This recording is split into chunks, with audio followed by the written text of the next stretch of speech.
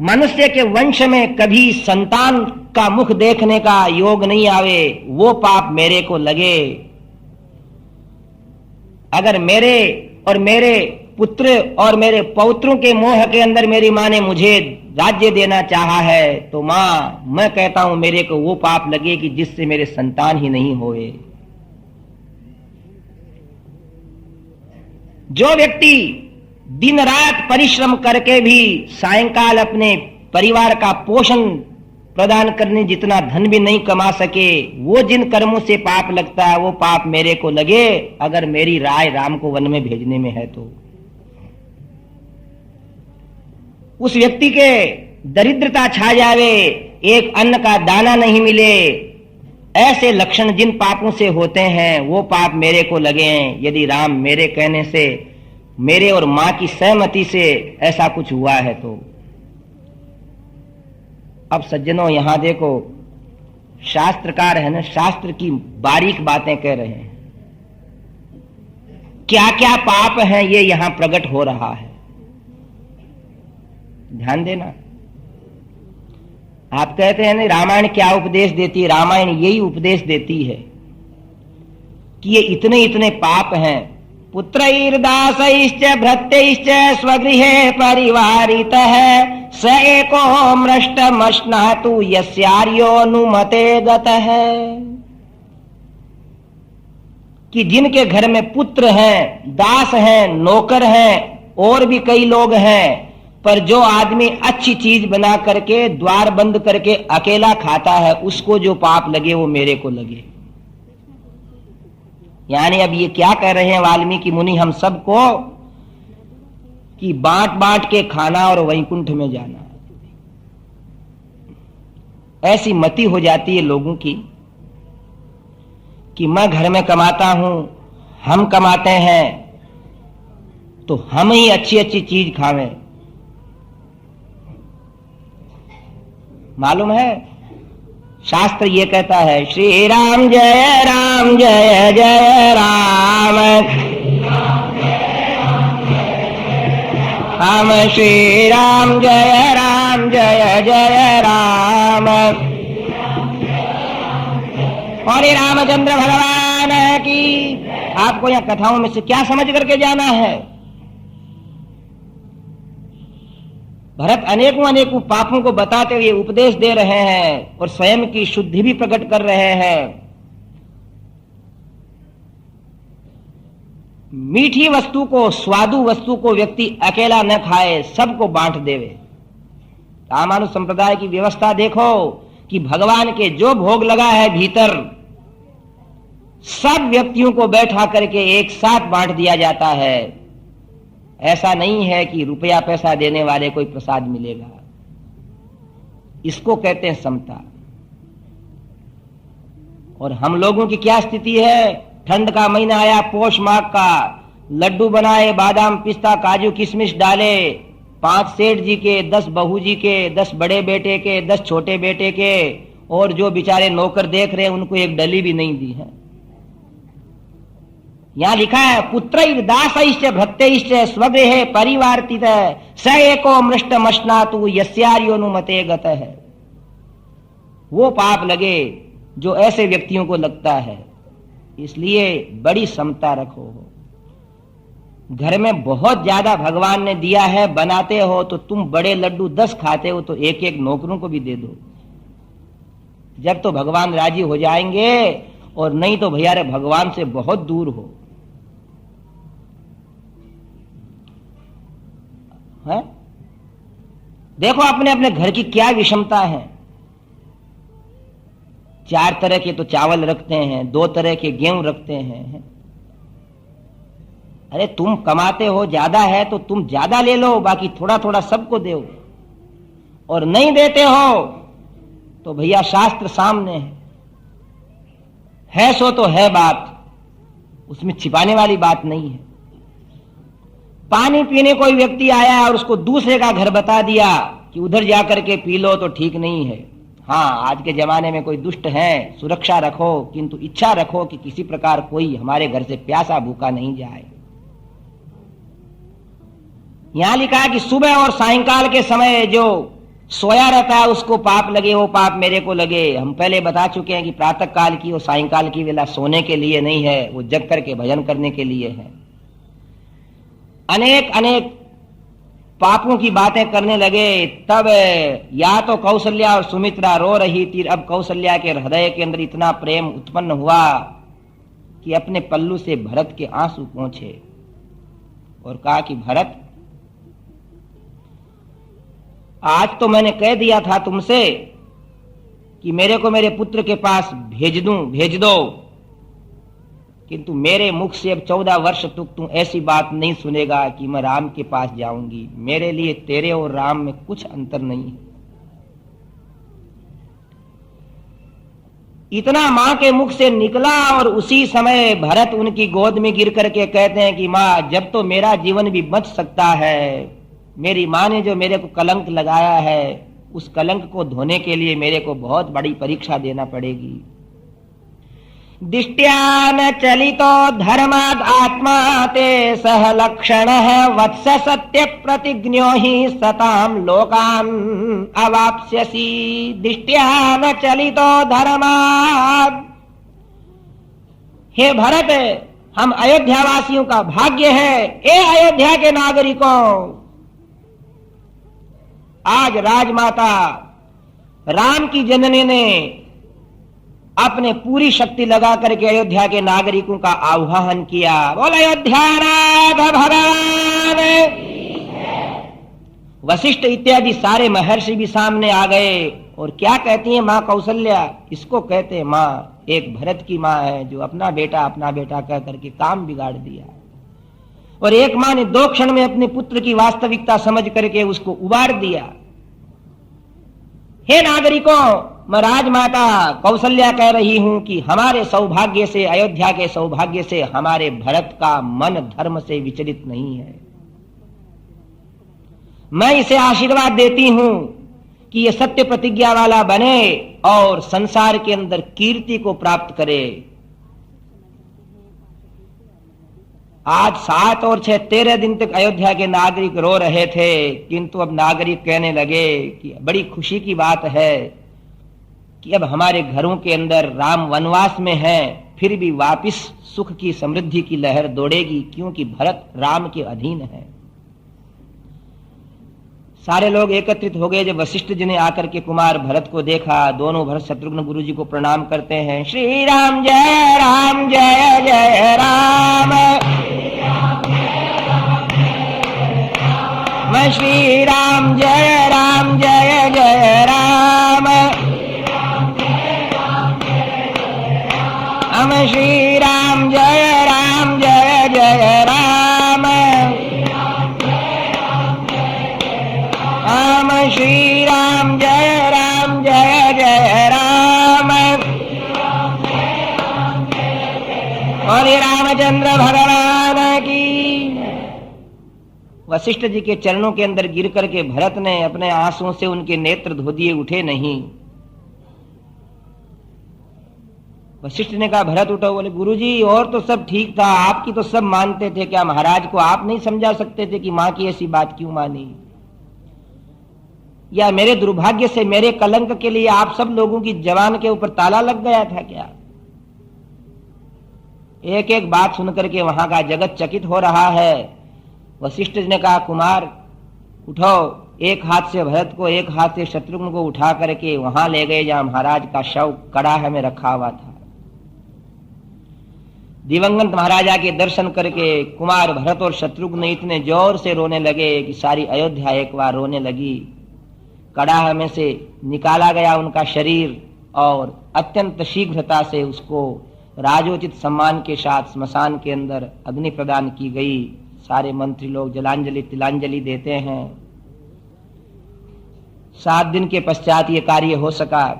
3 दिन के बाद में अस्थि संचय किया और सारे उत्तर कार्य करने के बाद 12 दिन महाराज के नहीं पूरे हुए जब तक तो कोई किसी से कुछ विशेष बोला नहीं। और अब सोचते हैं वशिष्ठ जी कि महाराज ने जो कार्य शेष रखा है उसको हमें पूरा करना चाहिए। आमंत्रयत कृष्णस्य तस्य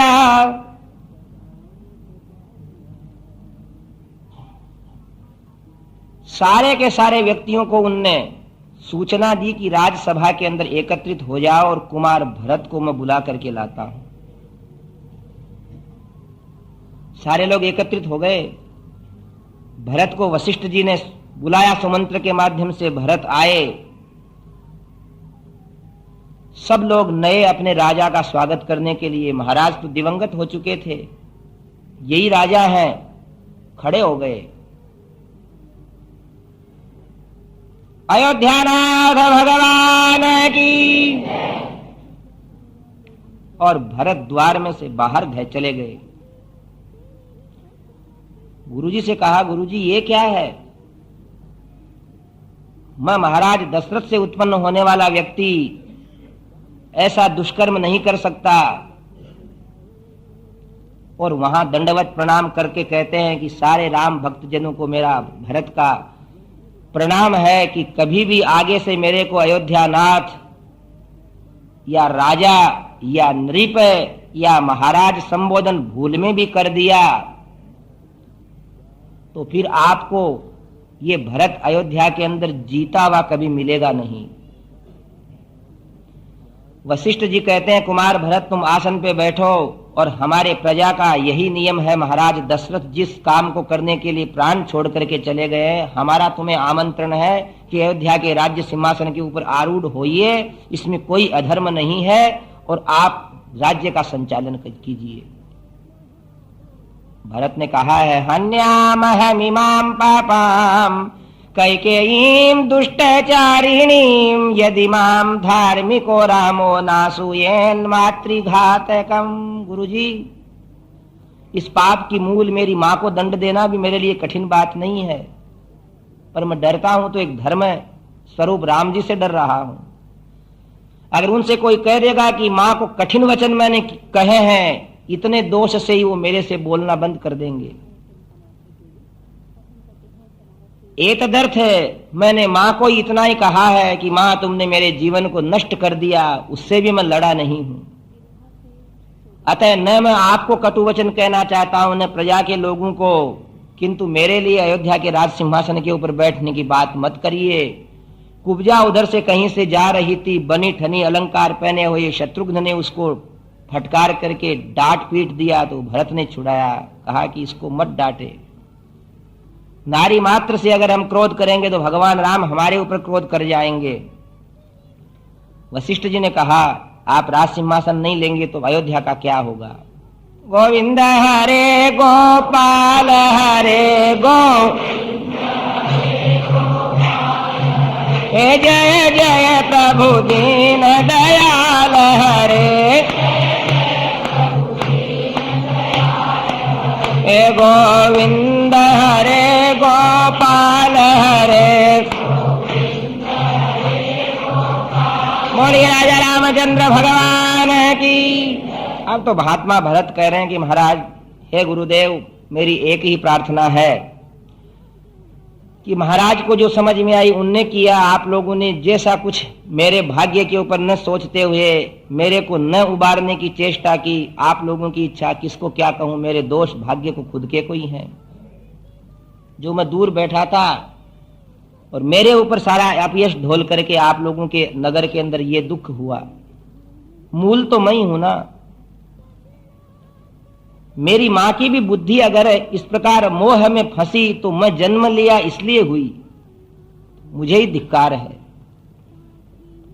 अब आप लोग अगर सबके सब मदद करें तो मेरी इच्छा है कि उन भगवान राम को लिवाने के लिए कल हम पूरे नगर के सब लोग चलें, सेना चले, हाथी घोड़े रथ चले, नगर के नागरिक चले, नारियां चले, माताएं चले, गुरुजन चले। इतने में तो अयोध्या के लोग कहते हैं कि जिन राम ने हमको सोते छोड़ दिया उन राम के पास ले चलने वाला ये भरत हमेशा बना रहे, और सब ने हाँ भर दी। बोलिए रामचंद्र भगवान। दुख था अभी तक है, किंतु भरत के आने के बाद लोगों के हृदय में एक जिज्ञासा बन गई कि अब देखें क्या होता है। ये बात हट गई कि हमें किसी भयंकर व्यक्ति के साथ बांध दिया गया हो। यही हुआ कि इक्ष्वाकु वंश के अंदर राजकुमार एक से एक बढ़कर गुण वाले हैं। सेना सजाई गई।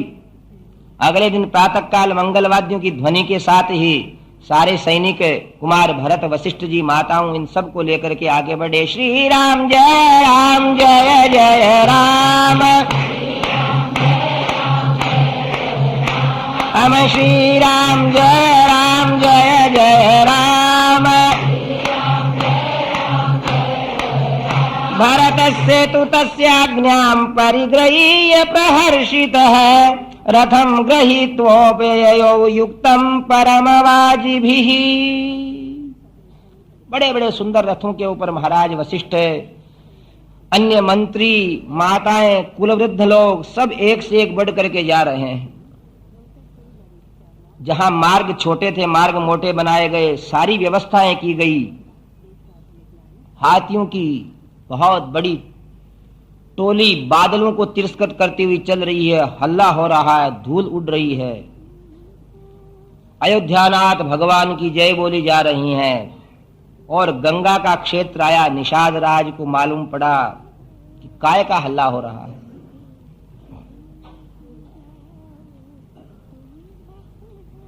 निषाद राज ने अपने सैनिकों से कहा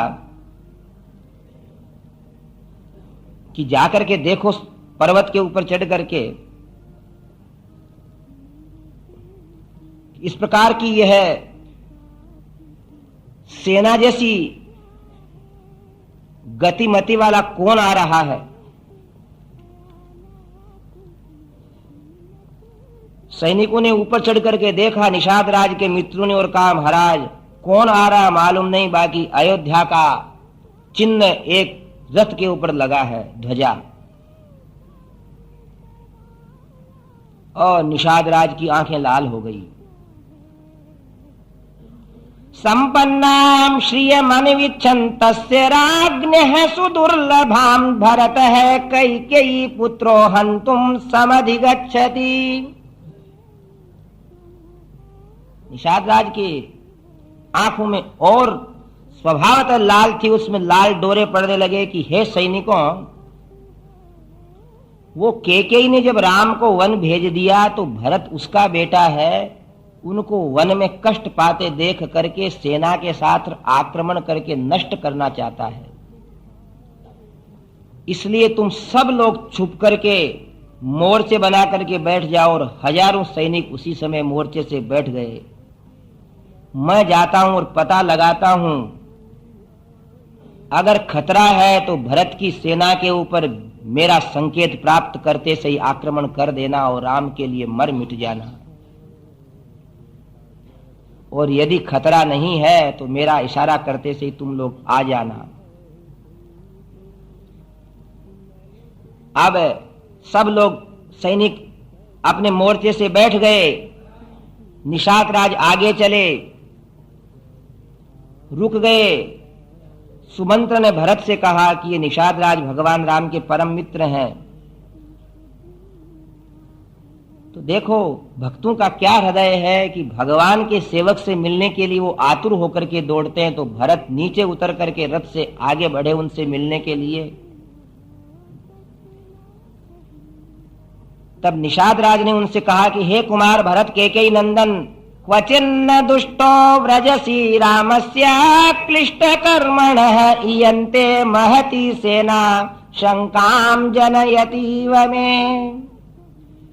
तुम्हारे साथ असंख्य हाथी हैं, घोड़े हैं, सैनिक ही सैनिक आगे हैं, और कोई महाराज वशिष्ठ और रानियां सब पीछे रह गई थी। सेना आगे तेजी से चल रही थी। कहा कि तुम्हारे हृदय के अंदर राम के प्रति कोई दुर्मति तो नहीं है? तुम ये सेना लेकर के क्यों जा रहे हो? मुझ निषाद राज जो कि राम का मैं परम मित्र हूं, तुम्हारे ऊपर महान संदेह हो रहा है, इसलिए आप स्पष्ट करो। भरत क्रोध नहीं करते हैं, बोले हे निषाद राज, केकेयी के बेटे से और क्या शंका की जा सकती है।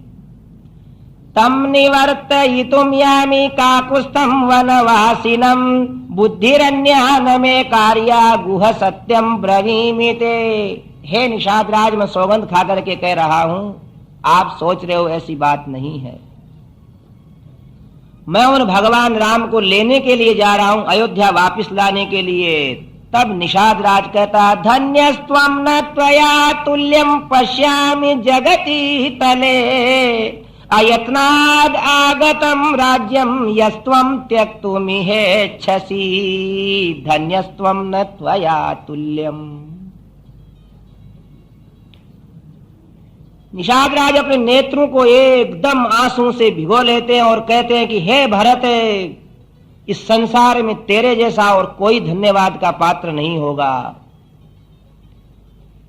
जिस यश को राम ने कमाया उससे अधिक तुमने कमाया कि पिता ने जिस राज्य को तुम्हें दे दिया था उसको स्पर्श नहीं करके, महाराज राम के प्रति श्रद्धा रख करके तुम सामने चले हो उनको लाने के लिए। ऐसा कहकर के भगवान के परम भक्त भरत के चरणों के अंदर वो गिर पड़ा कि मेरा सौभाग्य है आप जैसे भाई के दर्शन कर रहा हूं। और अब निषाद राज कहते हैं कि मित्र, इस वन में राम जहां मिलेंगे उस कार्य के अंदर ढूंढने में हमारे को मदद करो। गंगा किनारे सारे लोग पहुंचते हैं। श्री राम जय जय राम,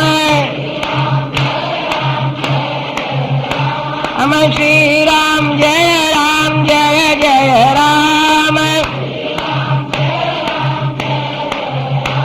मैं श्री राम जय जय राम। और ये राजा रामचंद्र भगवान की। गंगा किनारे जब सारे लोग विराजमान हो गए, फल मूलों से सेवा की सबकी, माताएं जब एकत्रित हो गई, भरत शत्रुघ्न दोनों माताओं के साथ निषाद राज से पूछ रहे कहां सोए राम जी। तो जहां भगवती जानकी ने विश्राम किया था उनकी साड़ी के सुवर्ण के कई तार उस शैया के अंदर, उस तृण की शैया के अंदर उलझ गए थे। और जनक नंदिनी मिथिलेश नंदिनी को वहां सोए हुए जान करके भरत आज इतने रोए कि अरे ये कैसा दुर्भाग्य मेरा। ईशत्व भगवती जानकी के थोड़े से देखने से जहां ऐश्वर्य इठलाने लगता है, उन जानकी को इस तृण की शैया के ऊपर जब सोते हुए विधाता ने देखा है, इसका अर्थ है कि विधाता के कठोर हाथों से कुछ भी लिखना कठिन नहीं है। पर विधाता ने ये सब रचना मेरी मां की जिह्वा से लिखवाई और मेरी मां ने इसलिए ऐसा कहा कि मैं उसका पुत्र हूं मेरे मोह से, इसलिए सबको कष्ट देने वाला मूल मैं हूं। अगर निषाद राज मैं जन्म नहीं लेता तो ये घटनाएं घटती ही नहीं। इसलिए क्या मां को दोष देऊं, क्या दूसरे को दोष देऊं, दोषी हूं संसार में तो मैं हूं। और रुदन करते करते राम जी का याद किया, स्मरण किया। और अयोध्या के नागरिकों के सामने भरत कहते हैं कि जब तक इन चक्रवर्ती सम्राट सीताराम जी को अयोध्या के सिंहासन के ऊपर नहीं बैठा दूंगा तब तक मैं ऐसी ही तृण की शैया पे सोऊंगा। हे अयोध्या के नागरिकों, जब तक मैं राजगद्दी पे राम सीता के दर्शन नहीं करूंगा तब तक मैं भी कंदमूल फल खाऊंगा।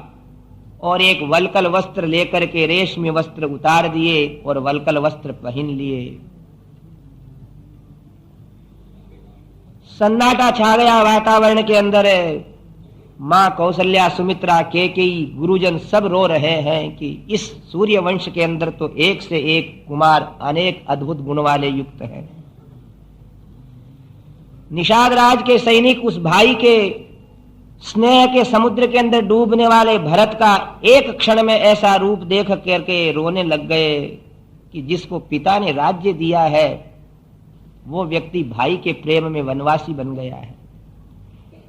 और रामचंद्र भगवान की यो न देवासुरैः सर्वैः शक्यः प्रसहितुं युधि तं पश्य गुह संविष्टं तृणेषु सह सीतया महता तपसा लब्धो विविधैश्च परिश्रमैः एको दशरथस्येषः पुत्र सदृश लक्षणः अस्मिन् प्रव्राजितो राजा न चिरं वर्तयिष्यति विधवा मेदिनी नूनं क्षिप्रमेव भविष्यति। अरे निषाद राज, कितने कितने तप जप करने के बाद कैसे हमारे को भराम जैसे भाई मिले थे, पर विधाता ने हमारे भाइयों के बीच में ऐसा दुख क्यों उत्पन्न किया है। रुदन करते हुए वहां गंगा के किनारे रात भर बातें करते रहे।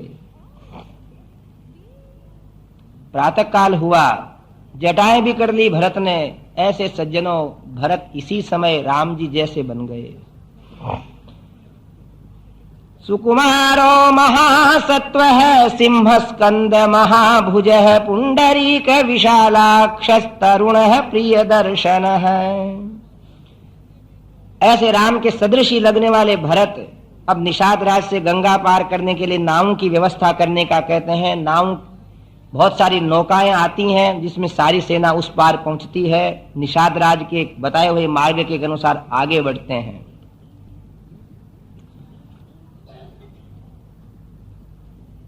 भरद्वाज मुनि का जहां आश्रम आया, श्री राम जय जय राम,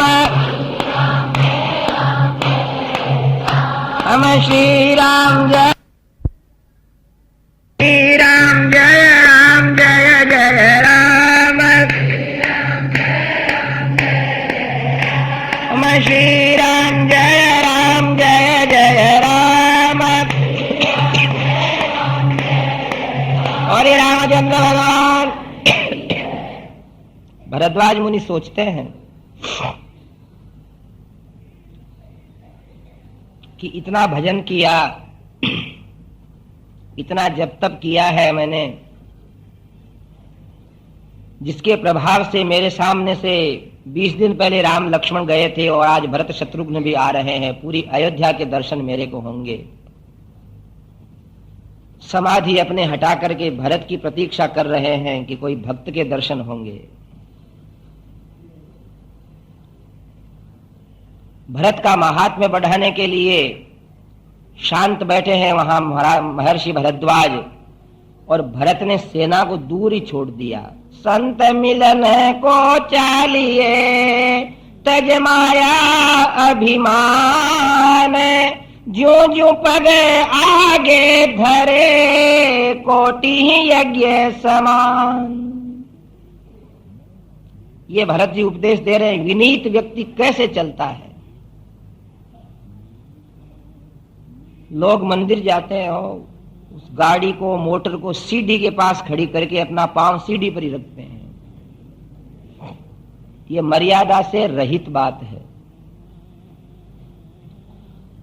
संत महात्मा देवस्थान, इनसे थोड़े दूर रख दो गाड़ियां, इनके सामने छाती पर मत ले जाओ, नहीं तो अगले व्यक्ति सोचते हैं कि दर्शन करने नहीं आया, दर्शन देने आया है। रामचंद्र भगवान की है। बिना पात्रता के कुछ मिलता नहीं है। पात्रता से ही उपदेश मिलता है, नहीं तो जाने के बाद भी आदमी सूखा लौट जाता है। एक बार भगवान बुद्ध के समय की बात आती है कि महात्मा बुद्ध ने एक नगर में चौमासा किया। चौमासा किया तो महात्माओं का ऐसा प्रभाव होता है, वो शालीन होते हैं, सर्वे भवन्तु सुखिनः कहने वाले होते हैं, अतः सब लोग आते हैं उनके पास। एक ये सत्संग ही ऐसा है कि जहां आदमी प्रतिज्ञा करता है कि मैं क्रोध नहीं करूंगा, किसी का बुरा नहीं करूंगा, गालियां सुन लूंगा, बाकी मीठा बोलूंगा, बाकी कहीं नहीं सोचता ऐसा। इसलिए कहते हैं यहां जो कुछ मिलता है वो कहीं नहीं मिलता। इसलिए गोस्वामी जी ने कहा है, हाथ जोड़ बिनती करूं हरस देव श्री रंग, पद सरोज अन पाइनी, भक्ति सदा सतसंग। क्या देना है प्रभु? देव तो हमें सत्संग देव। पर एक कहावत सज्जनों, माया का गुलाम बंदा नहीं जाने, माया का गुलाम पाजी नहीं जाने बंदगी। जिनके सिर पे माया नाचती है, जिनको अहंकार का, धन दौलत का अरमान रहता है, वो सेवा में समझ नहीं सकते। कुंती ने कहा है भगवान कृष्ण से, जन्मैश्वर्य श्रुत श्री भी एधमान मद पुमान, नैवार्हत्य भिधातुम वै त्वाम अकिंचन गोचरम। भगवती कुंती भगवान कृष्ण की स्तुति करते हुए श्रीमद् भागवत में कहती है, जिनको अपना जन्म का अभिमान हो, ज्ञान का अभिमान हो, ऐश्वर्य का अभिमान हो, शास्त्रज्ञता का अभिमान हो, हे कृष्ण, हे अकिंचन के धन, हे गरीब की दौलत प्रभो, आपको वो व्यक्ति नहीं देख सकते। आप तो अकिंचनों के हो, आश्रितों के हो। क्योंकि सज्जनों, इन यदुवंशियों का शिरोमणि भगवान श्री कृष्ण पांडवों का जीवन सर्वस्व है। उनके लिए क्या नहीं किया कृष्ण ने। भारत में अर्जुन रथ क्यों भूल गई ठकुराई, सबसे ऊंची प्रेम सगाई। हे कृष्ण इधर चलो, अर्जुन इधर चलता हूं मैं। दुनिया को चलाने वाले को आज अर्जुन चला रहा है प्रेम के कारण। राजसूय यज्ञ युधिष्ठिर कीन्हो जामे जूठे उठाई। ऐसा यज्ञ हुआ कि जीवने वाले बार बार आ रहे हैं। भीम परोसगारी कर रहे हैं, लोगों को आज्ञा दे रहे हैं। हजारों लाखों व्यक्ति जीवने वाले हैं, हजारों जीव चुके हैं, पत्तल उठाने वाले सेवक कम पड़ रहे हैं। बोलिए भक्तवत्सल भगवान की। पीतांबर को दुपट्टे से कसा और नीलकमल भगवान श्याम सुंदर नीचे खड़े होकर के घूमते हुए जूठ उठा रहे हैं, पत्तलें उठा रहे हैं। ऐसा पांडवों पे उनका निर्मल प्रेम था। जब कृष्ण जाने लगे हस्तिनापुर से, तब कुंती रोती हुई कहती है कि हे कृष्ण, हमारे में क्या योग्यता थी? हम तो वन के अंदर भीख मांगने वाले सरीके बन गए थे, पर तुम्हारा गुणानुवाद किया, इसलिए हमारा कल्याण हो गया। और वो माया का गुलाम दुर्योधन कृष्ण को नहीं समझ सका, इसलिए कहा कि उस संधि के दूत को बांध दो। मायापति नहीं देख सकते परमात्मा को, तो उनको प्रेमी व्यक्ति देखते हैं। माया के अहंकार में धन दौलत और ज्ञानी लोग, जिनको अपने ज्ञान का अभिमान होता है, वो भी भगवान की सेवा पूजा नहीं करते, खाली बातें करते हैं। वो लोगों को चक्कर में डालते हैं। वो सोचते हम पंडित, हम ऐसे। किसी को नहीं मिलते परमात्मा बिना प्रेम के। पोथी पढ़े सब जग मुआ और पंडित भयान को, ये 2.5 अक्षर प्रेम के पढ़े सो पंडित हो। महात्माओं के पास जाते समय, भगवान के पास जाते समय हृदय में प्रेम होना चाहिए। भगवान बुद्ध के पास सारे जनता जनार्दन जा रही थी। वहां का राजा क्या सोचता है? अपने मंत्री से कहा, भीड़ कहां जा रही है? कहा, एक महात्मा के दर्शन करने। जाओ उस महात्मा से कहो कि हम भी आ रहे हैं, कब आवे बोलो। जाओ उस महात्मा से कहो। गए मंत्री जी, बुद्ध भगवान से कहा कि आप महाराज बहुत भाग्य वाले हो। बोले कैसे? बोले राजा आपके दर्शन करने आ रहे हैं, ध्यान देना हो। तो भगवान बुद्ध ने सोचा कि राजा दर्शन करने आ रहा है कि राजा दर्शन देने आ रहा है। हमारे महाराज से कोई कहते हैं फलाने आ रहे हैं, बोले आ जाएंगे, तो क्या कोई तोप आ रही है क्या? हमारे महाराज कह देते हैं कभी। उनसे कोई कहता फलाने आ रहे हैं, तो बोले क्या करें, कोई तोप आ रही है क्या? आ रहे हैं, आ जाएंगे, तीर तुल से लेके प्रसाद लेके वही चले जाएंगे कि वो आकाश से आए हैं। जब कुछ काल करहूं सत्संगा, तब समझ में आता है कि हम कैसे हैं। पर भगवान बुद्ध ने सोचा ऐसे राजा को ठीक करना है। उन्होंने कहा भाई राजा को आने दो। अरे महाराज आप भोले हो, वो सम्राट है यहाँ का, वो आएगा तो आपको बहुत बड़े बड़े दुशाले भेंट करेगा, भेंट पूजा करेगा, आपका नाम हो जाएगा कि आपके यहाँ राजा महाराजा आते हैं। तो भगवान बुद्ध ने कहा कि भाई कल 10 बजे बुला लाओ उनको, उनके लिए जरा बड़ा आसन लगाऊं क्या? बोले हाँ महाराज, थोड़ा सा आपसे थोड़ा सा नीचे और थोड़ा अच्छा लगा देना। बोले ठीक है। थोड़ा सा ऊंचा लगा दिया राजा साहब। आया राजा, आकर के प्रणाम कौन करे, जूतियां ही वहां पास में खोली। बोले महाराज वैसे है तो जूती, बाकी मैं इनको कहीं पहन के घूमता थोड़ा हूं, ये हमारी जूतियां हैं, जैसे आसमान पे चलती हूं वो है। उन्होंने कहा हाँ महाराज हम सन्यासियों के क्या जूती और क्या टोपी, हमारे तो एक ही है सब। उनको तो ऐसा ही उपदेश देना था। बैठो, हाथ जोड़ने लगे। हो गया महाराज, आप तो स्वयं तपस्वी हो, जब तो राजा बने हो आपके हाथ जोड़ते हो। बोले महात्मा आप बहुत अच्छे हो। भगवान बुद्ध से क्या कह रहा है, आप बहुत अच्छे हो, आपकी बोली बहुत अच्छी है, आप सम्मान करना जानते हो, जब ही तो दुनिया आपके पास आती है, नहीं तो महाराज फकीरों की तरह बोलने वालों के पास कौन दुनिया आवे। तो देखो मेरे को समय नहीं है, 1 मिनट बैठता हूं और कल आप हमारे घर भिक्षा के लिए पधारो। बोल जरूर आएंगे। अरे राजा तुमसे क्या कहें, इन गरीब जनता की रोटियां खाते खाते मेरे दांत भी छिल गए, कुछ पकवान बना के खिलाना मेरे को। बोले महाराज कोई माल नहीं लाता क्या? बोले कहां माल लाते हैं ये लोग, तो सूखे टुकड़े लाते हैं मेरे लिए। बड़ा खुश हुआ और राजा चला गया। उसको समझ नहीं कि क्या होने वाला है कल। अब राजा ने उपदेश दिया अपने रसोइयाओं को कि कल महात्मा आएंगे 12 बजे भिक्षा लेने, इसलिए ऐसी खीर बनाओ कि जिसकी सुगंध 4 कोस तक फैले। राजा थे, जिन गायों के दूध की खीर बनने वाली थी उनको आज बादाम, पिस्ता, इलायची, केसर, कस्तूरी खिलाई जाने लगी। कोई लोग कहते हैं हम राजाओं की बराबरी करेंगे। क्या बराबरी करोगे, राजा तो राजा ही हो गए हैं। उनकी गायें खाती थी बादाम, इलायची, पिस्ता, केसर, कस्तूरी, फिर उनके दूध को राजा पीते थे।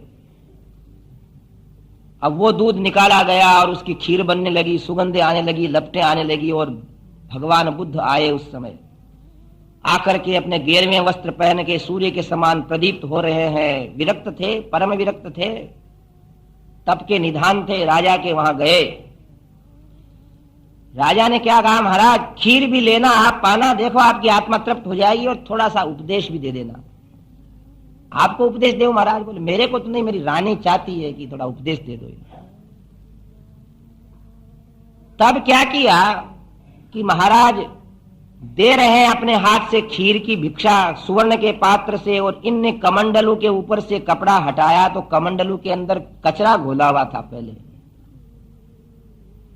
कहा देव महाराज कि अरे बाबा जी इस कमंडलू के अंदर कचरा पड़ा है, खीर खराब हो जाएगी। अरे बोले कमंडलू में क्या कचरा पड़ा है राजा, तेरे दिमाग में भी कचरा पड़ा है। जब तू कमंडलू में खीर नहीं देना चाहता तो तेरे जैसे विकृत मस्तिष्क वाले व्यक्ति को मैं क्या उपदेश दूं? तूने अपने आप को राजा, प्रजा को सेवक, अपने को बड़ा, दूसरे को सामान्य ऐसा समझ रखा है, कैसा तेरा उद्धार होगा? और आज महाराज को मर्म की बात लगी और चरणों में गिर पड़ा। बोले प्रभु मेरे अहंकार को आप दूर करो और मुझे मनुष्य बनाओ। बोले अब तू रास्ते आया है,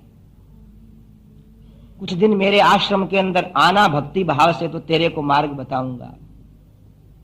तब फिर धीरे धीरे राजा साहब अकेले ही जाने लगे और द्वार पे ही दंडवत करने लगे। तद विद्धि प्रणिपातेन परिप्रश्नेन सेवया उपदेक्ष्यन्ति ते ज्ञानम ज्ञानिनस्तत्वदर्शिनः। तत्ववेत्ता महात्मा, ज्ञानी महात्मा, संत महात्मा तुम्हारे को अपना इकट्ठा किया हुआ आशीर्वाद दे देंगे, पर तुम्हारी आंखों में प्रेम टपकना चाहिए, तुम्हारे कर्तव्य में विनीत भाव दिखना चाहिए, तुम्हारी श्रद्धा प्रकट होना चाहिए, तुम्हारी भक्ति सरल होना चाहिए। केकई नंदन भरत सेना को 2 मील दूर छोड़ गए और पैदल ही जा रहे हैं। शत्रुघ्न साथ है, सुमंत्र साथ है, निषाद राज साथ है। संत मिलन को चालिए तज माया अभिमान, जो जो पग आगे धरे कोट ही यज्ञ समान, कोटि ही यज्ञ समान। बड़ी प्रसन्नता होने लगी और महाराज भरद्वाज मुनि के आश्रम के अंदर जाकर के उनने प्रणाम किया। भरद्वाज मुनि ने कहा कि कुमार, इस समय तुम्हारे दर्शन यहां कैसे? तुम्हें तो सुख के साम्राज्य के अंदर सुख की नींद लेना था, बजते हुए वाद्यों के साथ जगना था, राजप्रासाद के अंदर अनेक सेवकों को निर्देश देना था। अरे भरत हाथ जोड़ के कहता, महाराज कहीं 14 वर्ष की सीमा को तोड़ने के लिए, जीवन भर राज्य प्राप्त करने के लिए, राम जी से लड़ने के लिए तो नहीं जा रहा है। अब भरत रो पड़ा कि महाराज कोई दूसरे लोग कहें तो कोई बात नहीं, किंतु आप जैसे महात्मा भी ऐसा कहेंगे तो मेरी मृत्यु में अब क्या कमी है? क्या मैं ऐसा हूं? इतना कह करके आंखों में से आंसू गिरने लगे। तब भरद्वाज समझ गए कि अगर इसके आंसू जमीन पे मेरे आश्रम पे गिर जाएंगे तो मुझे बड़ा दुख। आपने पल्लू के ऊपर सारे आंसू ले लिए, गले लगा लिया कि हे भरत, तेरे राम के प्रति रहने वाले प्रेम को जानने के लिए मैंने ऐसा कहा है। मेरी बात सुने, एक कान में कह देता हूं तुम्हें कि ये सब जो कुछ हुआ है इसका फल बहुत सुंदर होगा। उन्होंने कहा महाराज फल सुंदर होगा वो आप लोग जाने, देवता लोग जाने, बाकी मेरे लिए तो कोई फल सुंदर नहीं है। बैठ आया, अकेले कैसे आए? और लोग कहाँ हैं? और लोग महाराज बहुत दूर छोड़ दिए मैंने। क्यों? क्या हम समझते नहीं क्या महाराज? आप लोग ने घर गृहस्थ सब कुछ छोड़ करके सुख की श्वास लेने के लिए वन के अंदर आकर निवास किया है, और हम लोग आपके यहाँ आकर के हाथी घोड़े बांध देंगे तो क्या हम लोगों के लिए उचित है क्या ये? आप महात्माओं के यहाँ बड़ी शालीनता से आना चाहिए, सादगी से आना चाहिए। हमारे हो हल्ले से आपके भगवान के भजन में भंग नहीं पड़ना चाहिए, इसलिए मैं किसी को नहीं लाया। तब भरद्वाज कहते हैं पूरी सेना को लेकर के आओ और आज का भोजन यही होगा आपका। आप जैसे मेरे प्रिय अतिथि कहां से आएंगे? अयोध्या वालों का सम्मान करने का कब अवसर आएगा? राम भक्तों को कब जिमाऊंगा? और ये राजा रामचंद्र भगवान की। इतना कहा तब भरद्वाज मुनि की आज्ञा मान करके वो सब उनको लेने के लिए चले गए। उधर से वो सेना को लेने के लिए जाते हैं और इधर भरद्वाज मुनि अपनी यज्ञशाला में अग्निशालाम कृत बुद्धिम निवासाय तत्रैव समुनिस्तदा भरतम केकई पुत्रम आतिथ्येन न्यमंत्रयत।